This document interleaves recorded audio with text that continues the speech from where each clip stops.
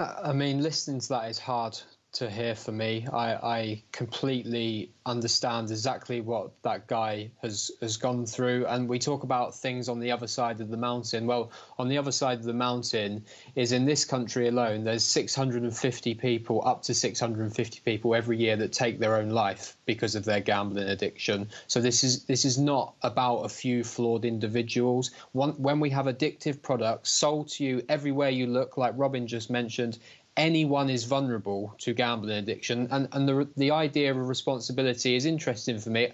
I take full responsibility for my recovery. I had to. The gambling industry was never going to do that for me. But throughout 12 years of addiction, not at any point did a gambling company ask me, could I afford to do what I was doing? Was I okay? In fact, instead, what they did was incentivize me by putting me on VIP schemes, by giving me free bets, by giving me free spins on online slot machines. So all of the responsibility on the individual, the responsible gambling narrative, and messages like when the funds stop, are actually contributing towards suicide, because people own all of that shame, all of that guilt. Like that young lad there, they think this is all their own fault, when actually a lot of the fault lies with the organisations that are selling addictive products every single time you watch TV, football, or go on social media. Do you agree then that you can have a kind of a better regulation where people can have a fancy, a flutter, but there are limits put on it?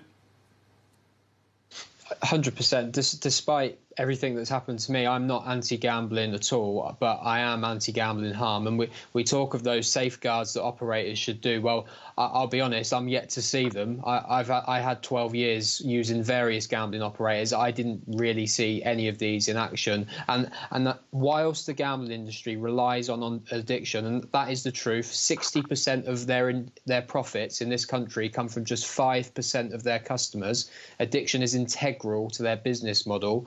Unfortunately, there's going to be so much resistance to regulation, because reducing gambling harm ultimately means reducing profits. And we're talking serious profits to reduce gambling harm. And whilst all the responsibility is on the individual still, and all those wonderful, lovely tools that I can do myself, you're still going to have addiction. There needs to be public health regulation, and get on with it. Governments across the world, get on with it. People are dying. 1 in 4 gamblers in this country are experiencing gambling harm, and that's from Oxford University. This is not about a few flawed individuals. Get on with it. Put some regulation in place.